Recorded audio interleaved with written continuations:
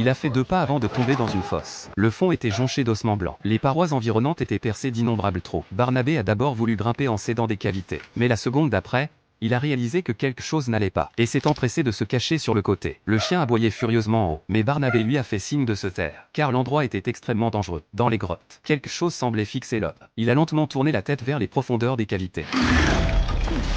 Barnabé a ramassé un os, se préparant à contre-attaquer. Mais des bruits semblaient provenir de chacun des trous environnants. C'est à ce moment critique qu'un serpent venimeux est tombé d'en haut. En regardant de plus près, il s'agissait en fait d'une corde. Les 2 personnes à l'entrée du trou lui ont dit de s'accrocher, et ont immédiatement hissé Barnabé dehors. Les monstres tapis dans les grottes ont commencé à surgir, ne voulant pas laisser s'échapper ce repas potentiel. Heureusement, Barnabé a réussi à s'enfuir. Cependant, un monstre a tout de même jailli hors du trou, mais il a été tranché d'un coup de lame dès sa sortie. Barnabé a alors pu voir clairement qu'il avait affaire à un père et sa fille. Le vieil homme lui a dit qu'il s'appelait Joël et que sa fille s'appelait Ellie. Avant de voir Barnabé, il pensait être les derniers survivants. Le père et la fille ont emmené Barnabé au plus profond de la jungle. Le vieil homme a conduit l'homme dans un coin reculé, lui ordonnant soudain de ne plus bouger et de retirer ses vêtements. Barnabé a eu une peur bleue, pensant être tombé sur un déséquilibré. Mais le bruit provenant de derrière lui était manifestement celui d'un monstre colossal. Sous les instructions du vieil homme, il a enlevé son t-shirt, que le vieil homme a ensuite placé près d'un escargot géant, réussissant ainsi à attirer le monstre au loin. Après avoir semé l'escargot, ils ont repris leur route. En chemin,